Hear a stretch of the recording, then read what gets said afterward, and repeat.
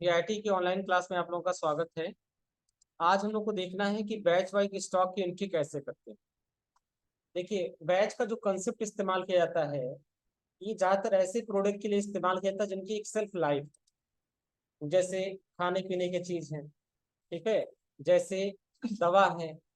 इन सबका क्या है, एक सेल्फ लाइफ, उनके उन लोगों के लिए इस्तेमाल किया जाता है, ऐसे प्रोडक्ट के लिए जिनका कोई ना कोई एक मैन्युफैक्चरिंग डेट हो और जिनका कोई ना कोई एक एक्सपायरी डेट हो। ऐसे प्रोडक्ट की अकाउंटिंग करने के लिए बैच के फीचर का यूज किया जाता है, क्योंकि बैच शब्द का मतलब था ग्रुप, जहां पर कोई प्रोडक्ट एक साथ बल्क में बनाया जाए, बल्क मतलब ढेर सारा बनाया, वहां पर यूज किया जाता है बैच का फीचर। बस में आया ना। तो बैच का फीचर ऐसी जगह पर यूज किया जाता है जहां पर एक साथ प्रोडक्ट बनाए जाते हैं ढेर सारे, वहां पर यूज होता है बैच। जैसे मान लो अगर कोई कंपनी दवा बना रही है, तो दवा का एक दो टैबलेट तो बनाएगी नहीं, नहीं बनाएगी ना। जब उसकी क्वांटिटी बनाएगी तो ढेर सारी क्वांटिटी एक साथ बनाएगी। तो ऐसे ढेर सारे प्रोडक्ट को एक साथ एक बैच में रख दिया जाता है, जिससे उनका मैन्युफैक्चरिंग डेट और एक्सपायरी डेट हम एक साथ ट्रैक कर सकें, जिससे उनकी मैन्युफैक्चरिंग डेट और एक्सपायरी डेट को हम एक साथ क्या करते हैं, ट्रैक कर सकते। इसके लिए बैच के कंसेप्ट का यूज किया जाता है। बात समझ में आ रहा ना। देखिए, बैच का कंसेप्ट हमने आपको बता दिया कि कुछ पेरिसेबल गुड्स होते हैं, खाने पीने योग्य की चीजें होती हैं, ठीक है। जैसे मान लो मिल्क हो गया, दही हो गया ना, आटा हो गया, चावल हो गया, इन सब का एक मैन्युफैक्चरिंग डेट होता है और एक्सपायरी डेट होता है। तो जब कंपनियां इनको एक साथ बनाती हैं तो वहां पे इस्तेमाल होता है, या फिर दवाओं के केस में इस्तेमाल होता है, क्योंकि दवा की भी एक मैन्युफैक्चरिंग डेट होती है, एक्सपायरी डेट होती है। तो जहां कोई प्रोडक्ट बल्क में बनाया जाए और उनका एक मैन्युफैक्चरिंग डेट हो और उनका कोई फिक्स एक्सपायरी डेट हो, तो वहां पर ये फीचर हमारा यूज किया जाता है। इसको बोलते हैं बैच वाइज फीचर। तो अब इसका एक एग्जांपल देखिए। जैसे देखिए, यहाँ पर एक प्रोडक्ट है, Lifebuoy hand sanitiser 55 ml दे रखा है ना। और ये तो हो गया हमारा उस दिन वाला, सीरियल नंबर का कंसेप्ट यहाँ पर है। ये तो हमारा एमआरपी का हो गया। और यहाँ पर ये जो दे रखा है, ये ये हमारा बैच पर आधारित। ये जो नीचे दे रखा है 7845 ना, ये इसका क्या है, बैच नंबर। इसी बैच नंबर से हम इसका मैन्युफैक्चरिंग डेट और एक्सपायरी डेट को ट्रैक कर पाए। देखिए, अब बैच का फीचर कैसे यूज होता है। हमने सबसे पहले विंडो डी से मिनिमाइज किया, मिनिमाइज करने के बाद हम आ गए बिजी में, ठीक। बिजी सॉफ्टवेयर में आने के बाद हमने सबसे पहले यहाँ ओके कर लिया। ओके करने के बाद हम आ जाएंगे ओपन कंपनी में। और ओपन कंपनी में आने के बाद हम सबसे पहले अपने अपने क्या करेंगे, अपने सेलेक्ट करेंगे कंपनी के।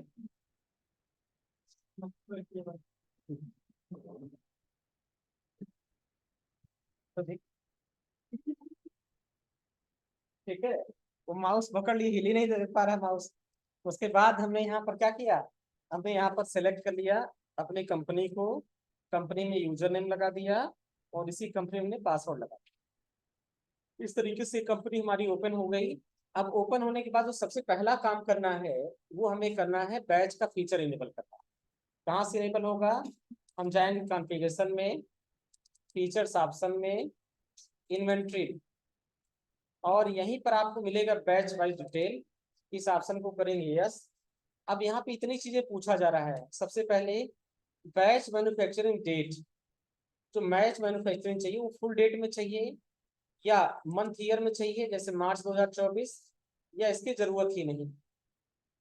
तो पहला है फुल डेट। फुल डेट में क्या लिखेगा, डेट मंथ ईयर 27/3/2024। यहाँ पे मंथ ईयर फॉर्मेट है, इसमें महीने का नाम होगा और ईयर का नाम होगा। और यहाँ पे नॉट रिक्वायर्ड मतलब इसकी जरूरत ही नहीं। दूसरा है batch expiry date input format.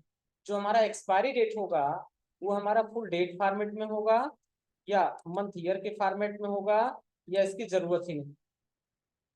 बात समझ में आ रहा ना। तो अगर मान लीजिए हम ये चाहते हैं कि हमको मंथ ईयर फॉर्मेट चाहिए मैन्युफैक्चरिंग में भी, और एक्सपायरी में मंथ ईयर फॉर्मेट चाहिए, तो दोनों फॉर्मेट को यस कर देंगे। उसके बाद एक चीज पूछा जा रहा है, अलाउ इशू एक्सपायर्ड बैचेज।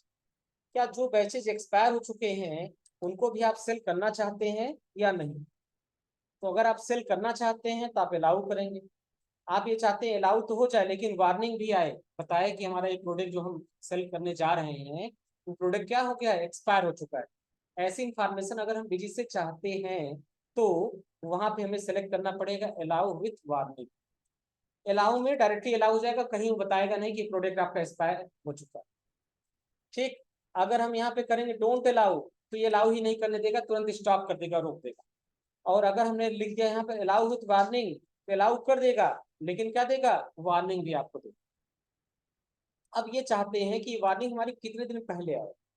मान लो कोई प्रोडक्ट हमारा अगर अप्रैल में एक्सपायर होने वाला है तो कम से कम एक महीने पहले हमको क्या पता चल जाए, जिससे हम ऑफर निकाल के उस प्रोडक्ट को कहीं ना कहीं सेल कर दें, क्योंकि अगर हमारे पास बचा रह गया तो हमारी कंपनी का क्या होगा, लॉस।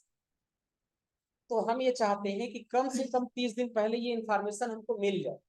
हमने यहाँ भर दिया 30 डेज, लिखा warning to be shown 30 days before expiry date, यानी एक्सपायर होने के 30 दिन पहले ये वार्निंग क्या हो जाएगा, शो होने लगेगा। और इसको हम कर देंगे ओके। ओके करने के बाद हम यहाँ पे करेंगे इसे सेव, हो जाएगा। अब सीधे हम आ जाएंगे ऐड परचेज में, और सीधे हम आ गए यहाँ पर परचेज वाउचर में। परचेज वाउचर में आने के बाद सबसे पहले चीज हमें ये देखना है, सबसे पहला चीज हमें ये देखना है कि ये जो हमारा आइटम है ये कितने % जीएसटी का है। तो आप स्क्रॉल करते हुए नीचे आइए, 9+9 यानी कितना हो गया, 18। तो यहाँ सेलेक्ट कर लेंगे लोकल 18। पार्टी का नेम हम मार्केट ट्रेडर से खरीद रहे हैं तो हमने पार्टी का नेम मार्केट ट्रेडर से सेलेक्ट कर लिया। नेम ऑफ आइटम हमसे पूछा जा रहा है, क्या चीज परचेज कर रहे हैं, तो ये है हमारा लाइव बॉय हैंड सैनिटाइजर। तो हम इसमें देखेंगे बना है या नहीं। तो हमने सर्च कर लिया तो ये पहले से बना नहीं है, तो हमें F3 से इसे बनाना होगा। तो हमने पूरे के पूरी लाइन को हमने सेलेक्ट कर लिया, सेलेक्ट करने कर लिया कॉपी, एंड कॉपी करके हम F3 बटन प्रेस करेंगे और इसको बनाएंगे। जैसे हम इसको बनाएंगे, क्योंकि ये हमारा क्या है, सैनिटाइजर, इसमें सैनिटाइजर के ग्रुप में रख देंगे। यूनिट इसका है पीसेज, क्या दे रखा है, पीसेज। तो हम यहाँ यूनिट सेलेक्ट कर लेंगे, पीसेज।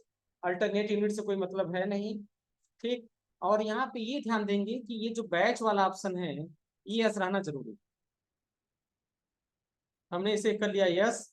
यस करने के बाद ये पूछ रहा है एक्सपायर्ड मैन्युफैक्चरिंग डेट रिक्वायर्ड, क्या मैन्युफैक्चरिंग और एक्सपायरी डेट की जरूरत है। अगर है तो यहाँ बोथ वाले ऑप्शन को सिलेक्ट कर लेंगे। फिर पूछ रहा है एक्सपायरी मंथ, ये कितने महीनों में एक्सपायर हो जाएगा। मान लेते हैं कि प्रोडक्ट हमारा कितना 6 मंथ में एक्सपायर हो जा रहा है, एज्यूम करिए कि 6 महीने में क्या हो जा रहा है, एक्सपायर हो जा रहा है। तो हम 6 मंथ यहाँ सेलेक्ट करेंगे और सेलेक्ट करके हम इसको कर देंगे सेव। अभी बैच की नंबरिंग पूछ रहा है, ऑटोमेटिक चाहिए मैनुअल, हमने मैनुअल सेलेक्ट कर लिया और कर दिया ओके। अब यहाँ क्वांटिटी पूछा जाएगा, 100 पीस है, इंटर करेंगे। यहाँ बैच नंबर पूछा जाएगा, बैच नंबर हो जाएगा 7845। क्वांटिटी हो जाएगा 100 पीस। मैन्युफैक्चरिंग डेट हमारा हो जाएगा अप्रैल 24। एक्सपायरी डेट हो जाएगा हमारा सितंबर 24, 6 महीने के बाद। अगर मैन्युफैक्चरिंग डेट हमने कर दिया यहाँ पर जनवरी 24, हमने कर दिया 01 और 2024, ये जनवरी से जून 24 का रेट मानेगा। क्यों, क्योंकि हमने 24 महीने का गैप दे रखा है, सॉरी 6 महीने का गैप हमने दे रखा है। तो जैसे मैन्युफैक्चरिंग डेट चेंज करेंगे ऑटोमेटिक वो एक्सपायरी डेट ऑटोमेटिक कैलकुलेट कर लेगा। अब हमने इसको कर दिया ओके। अब यहाँ पूछा जाएगा प्राइस, तो इसका जो प्राइस है वो है 28 रुपए। तो हम यहाँ भर देंगे 28 रुपए और ये टोटल हो जाएगा 2800। फिर हम यहाँ लगा देंगे अप्लाई टैक्स, ये हो जाएगा 3304 रुपये, 3304 रुपये। इसको हम करेंगे यहाँ पे सेव। सेव करते समय हमसे बिल नंबर पूछा जाएगा, यहाँ पे हम बिल नंबर दे देंगे 4। ये हमारा बिल नंबर कितना हो जाएगा, 4। और इसको हम कर लेंगे यहाँ से ओके। ओके करने के बाद फिर हम यहाँ सेलेक्ट कर लेंगे न्यू रेफरेंस, और न्यू रेफरेंस सेलेक्ट करने के बाद हम इसको कर देंगे यहाँ से सेव। बात समझ आया। तो ये हो गया बैच वाइज एंट्री। उसके बाद के जितने भी इनवाइस आपको दे रखे हैं सब सेल्स पर आधारित। ये देखिए पहला इनवाइस हमारा है, ये देखो यहाँ हमारी कंपनी का नाम बड़ा बड़ा लिखा है, यानी हम क्या कर रहे हैं, हम सेल कर रहे हैं। तो सेल्स की एंट्री करने के लिए कुछ नहीं करना है, आपको सीधे आ जाना है ऐड सेल्स पर, और ऐड सेल्स पर आने के बाद आपको यहाँ देख लेना है कि आइटम हमारा जो है 18% का है या 28% का है। इस केस में हम देखेंगे कि हमारा जो आइटम है कितना है, 18%। तो हम यहाँ सेलेक्ट कर लेंगे 18%। पार्टी का नेम पूछा जा रहा है, तो हम यहाँ पार्टी का नेम सेलेक्ट कर लेंगे।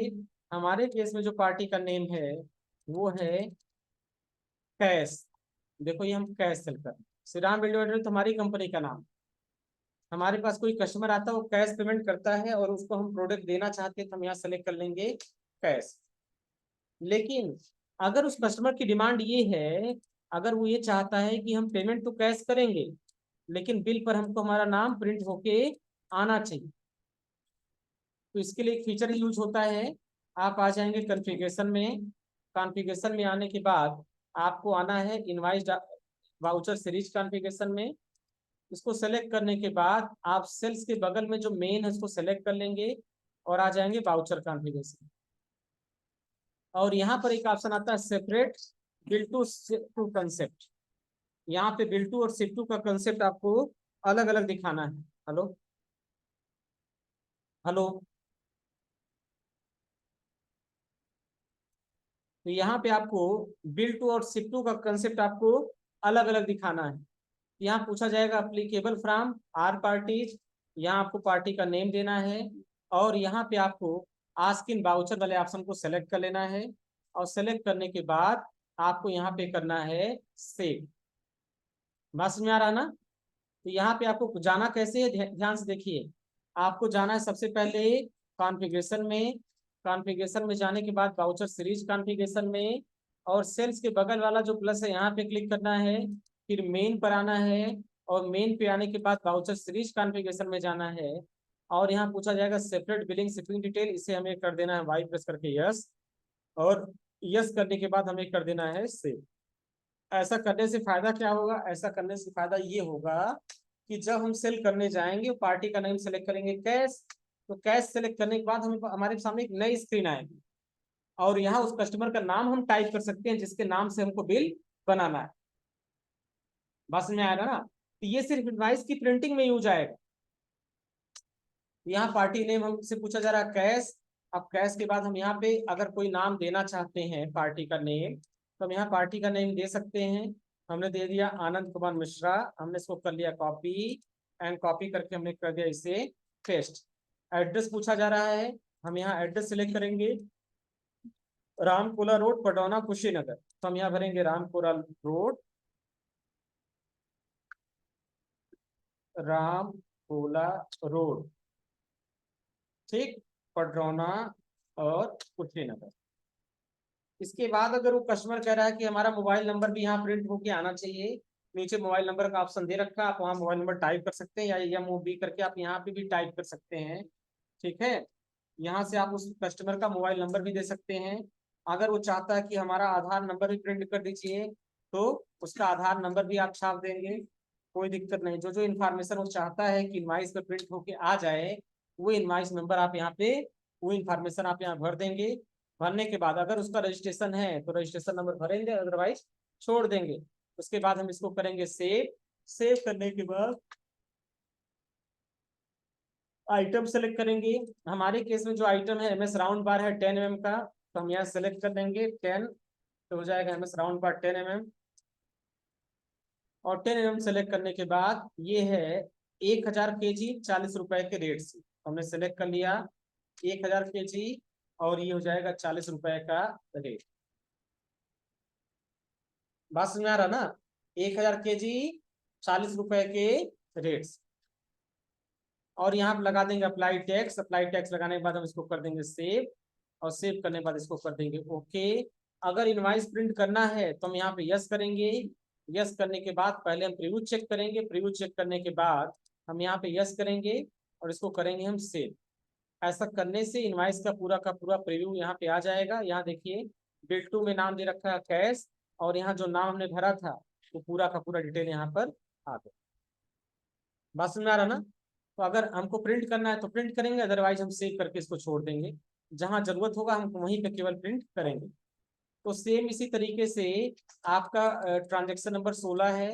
17 भी देखिए सेल्स पर आधारित है। नॉर्मली हम जो है सेल्स सेलेक्ट करेंगे, यहाँ पार्टी नेम सेलेक्ट कर लेंगे कैश, और बिल टू शिप टू की मदद से हम यहाँ पार्टी का नेम भर देंगे। यहाँ आइटम सेलेक्ट कर लेंगे, यहाँ क्वांटिटी कर देंगे, रेट भर देंगे, और नीचे जाके हम टैक्स लगा देंगे, हमारा सेल्स की एंट्री हो जाएगी कंप्लीट। हाँ, उसके बाद तीसरा भी सेल्स का है ना, तो टोटल आपका 22 है। तो इसके बाद सारा सेल्स का एंट्री है, वो सब एक पैटर्न का। तो आज आपको लैब में जाना है, एक परचेज की एंट्री करनी है और सारा का सारा सेल्स का एंट्री कर देना है। ये प्रैक्टिस सेट आपको यहीं पे आज समाप्त कर देना है, ठीक है? कल कुछ नया टॉपिक आपको पढ़ाया जाए, या आज आज सेल्स की एंट्री करते समय अगर कुछ दिक्कत आएगी तो दिमाग में लिख लेना आप लोग, अगले दिन क्लास में आके पूछ लेना, यही ना? ठीक है, तो 16 नंबर का वो ट्रांजेक्शन हो गया और 6 सेल्स की एंट्री। अगर एक एक ट्रांजेक्शन में 2-2 मिनट का समय लगाएंगे तो 6 दूनी 12 मिनट में आपका पूरा का पूरा एंट्री समाप्त हो जाएगा। ठीक है, समझ आ रहा ना? तो सब सेल्स पर कॉमनली आधारित, इसमें कोई फीचर इनेबल नहीं करना है। नॉर्मली जैसे सेल्स करते हैं उसी तरह सेल्स करते हैं।